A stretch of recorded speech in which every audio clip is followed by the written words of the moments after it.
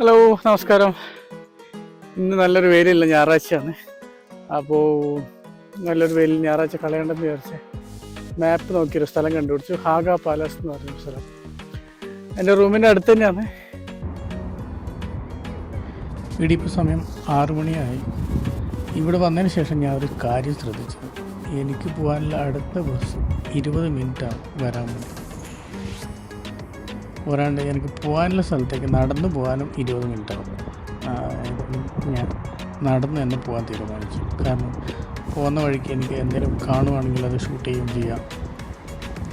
നടക്കുന്ന ഏതായാലും ഒരു നല്ല സുഖമുള്ള ഏർപ്പാടാണ്.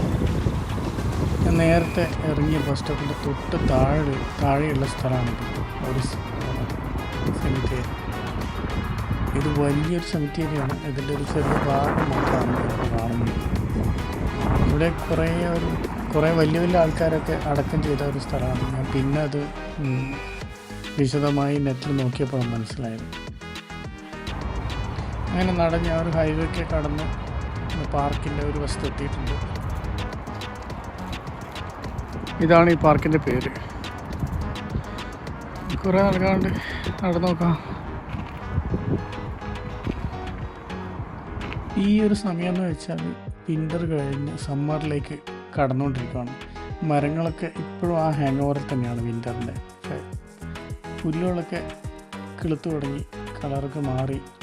പിന്നെ ഈ ഭാഗത്തൊരു പ്രത്യേക ഭംഗി കാണാൻ, ആ ഉണങ്ങിയ ഇലയും പിന്നെ ആ മരത്തിൻ്റെ നിറവും നല്ല ഭംഗിയാണ് കാണാൻ. ഞാൻ കുറച്ച് സമയം നോക്കിയിരുന്നു.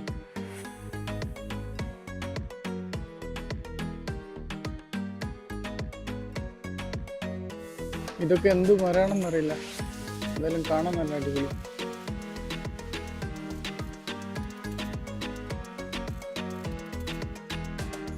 ഇതുപോലെ മരങ്ങൾ ഞാൻ പത്തനംതിട്ട ഒരു സ്ഥലത്ത് പോയിട്ട് കണ്ടിട്ടുണ്ട്. അച്ഛൻ കോവിൽ എന്നൊക്കെ പറഞ്ഞ സ്ഥലത്ത് പോയിട്ടുണ്ടായിരുന്നു. അതുപോലെ ഉണ്ട് ഈ സ്ഥലങ്ങൾ.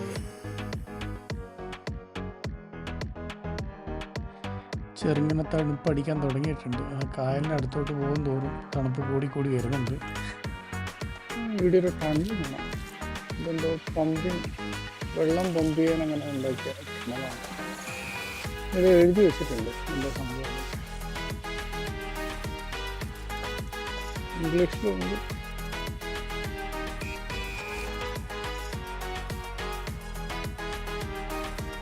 അരമണിക്കൂറായി നടക്കാൻ തുടങ്ങിയിട്ട്. ലേക്കിൻ്റെ അരുവത്ത് ആയതുകൊണ്ട് നല്ല തണുപ്പടിക്കുന്നുണ്ട്. നല്ല തണുപ്പും നല്ല തണുത്ത കാറ്റും. കുറച്ച് നടക്കാനുണ്ട്, നടത്തുനിന്ന് കാണാം. പാലസിൻ്റെ ഉള്ളിലൊന്നും കയറി കാണാൻ പറ്റുമെന്ന് തോന്നുന്നില്ല. നോക്കാം, ഒന്ന് പുറമേ ഒന്ന് കണ്ടു നോക്കാം. പിന്നെ അതിൻ്റെ ആടൊരു ഈ റഷ്യൻ കൊട്ടാരം പോലൊരു സംഭവമുണ്ട്. ഏതായാലും ഇതുവഴി ഒന്ന് നടന്ന് വീഡിയോ ഒരു ബിൽഡിംഗ് ഉണ്ട്, അതും കണ്ട് നേരെ പാലസിന് മുന്നിലേക്ക് പോകാം.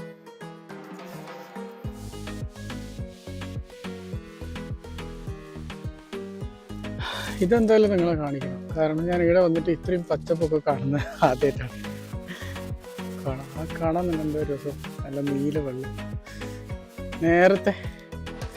നേരത്തെ കണ്ട വെള്ളമെല്ലാം കറുത്ത വെള്ളം. ഇത് നല്ല നീല കളറുണ്ട് ഈ സ്ഥലത്ത് കാണുമ്പോൾ. ആൾക്കാരൊക്കെ ഓടുന്നൊക്കെ വേറൊരു വലിയ അരയാണ്.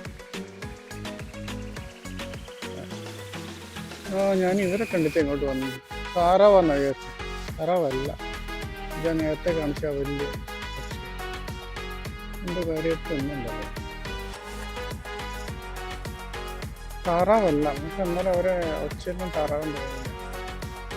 കറക്ക് വരും.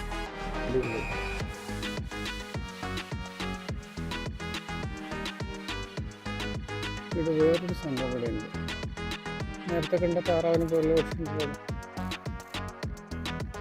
എന്താ തോന്നി.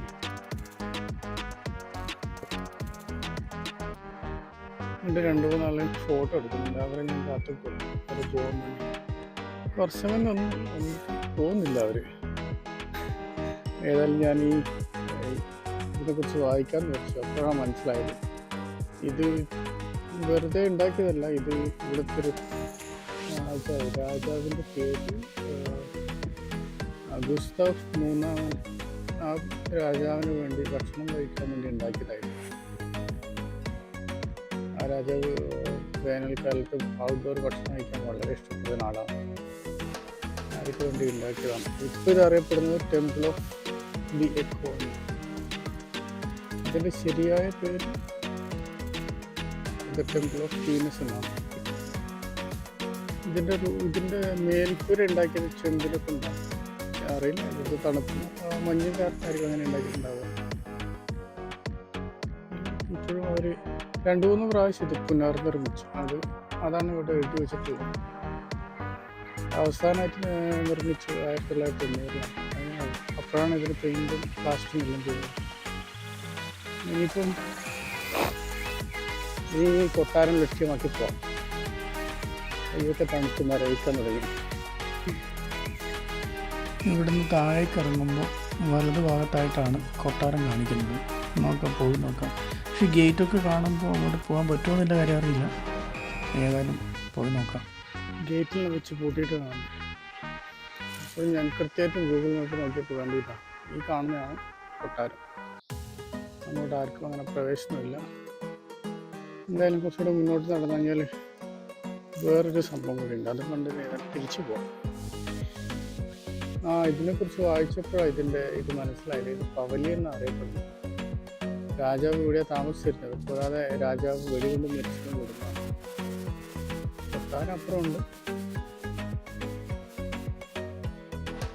ഇത് വളരെ സെക്യൂരിറ്റി ഉള്ള സ്ഥലമാണ് കേട്ടോ. കാരണം ഈ കാണുന്ന കമ്പ്യൂട്ടറുടെ മുകളിലെല്ലാം ക്യാമറ.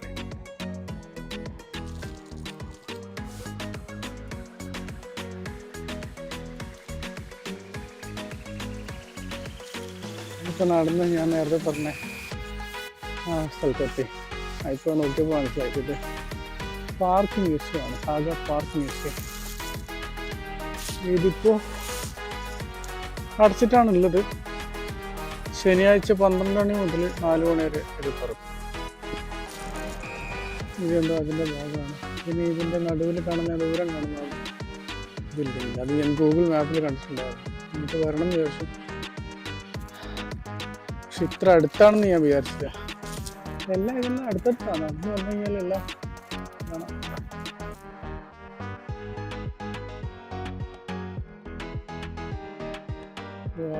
എന്തോ ഒരു ഭംഗിയല്ലേ. ഞാൻ അങ്ങ് താഴെ നിന്നാണ് നടന്നു വന്നത്. ഇതിന് വേറെ പ്രത്യേകത ഉണ്ട്. ഇതിൻ്റെ പറയുന്ന പേര് ഇംഗ്ലീഷ് ലാൻഡ്സ്കേപ്പ് എന്നാണ്. ഇവിടുത്തെ രാജാവ് ഇംഗ്ലണ്ടിൽ പോയി വന്നപ്പോൾ അതുപോലെയുള്ളൊരു സംഭവം ഇവിടെ ഉണ്ടാക്കണമെന്ന് പറഞ്ഞു ഇവിടെ ഉണ്ടാക്കിയതാണ് ഈ ലാൻഡ്സ്കേപ്പും പിന്നെ ഇങ്ങനെയുള്ളൊരു ബിൽഡിംഗ്. ഇതിപ്പോൾ പാർക്ക് മ്യൂസിയമായിട്ട് പ്രവർത്തിക്കുന്നു.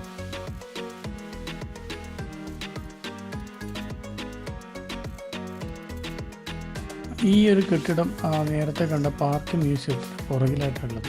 ഇതിനപ്പുറം കാണുന്നുണ്ട് ഒക്കെയോരുണ്ടോ. ഇപ്പോൾ അടച്ചിട്ടുള്ള ഇപ്പടുത്ത് പോകണം. അതിൻ്റെ പോകണമെങ്കിൽ കാണാനുണ്ട്. എന്തായാലും വരണം ഒരു ദിവസം. ഇത് അടുത്താണ്. ഇനിയിപ്പോൾ ഇവിടെ പ്രത്യേകിച്ചൊന്നും കാണാനില്ല.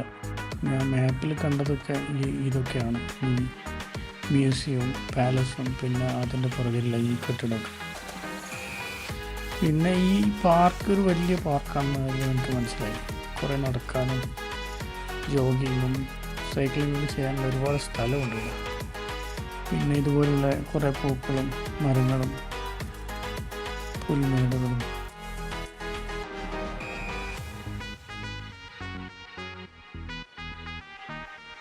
ഇതാണ് ഈ പാർക്കിലേക്കും കൊട്ടാരത്തിലേക്കും കിടക്കാനുള്ള പ്രധാന വഴി. ഞാനിനി ഇത് നേരെ പോകുന്നത് മെയിൻ റോഡിലേക്കാണ്. അവിടെ എന്തായാലും എനിക്ക് ബസ് കിട്ടും. ബസ് കയറി ഇനി വീട്ടിലേക്ക് പോകും. വണ്ടികളൊക്കെ ചീറിപ്പന്ന് പോവാണ്.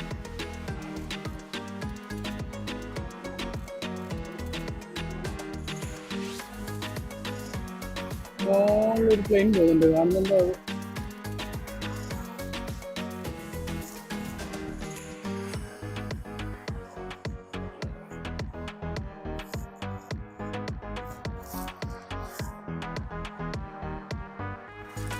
അത്രയുമാണ് ഇന്നത്തെ വീഡിയോ.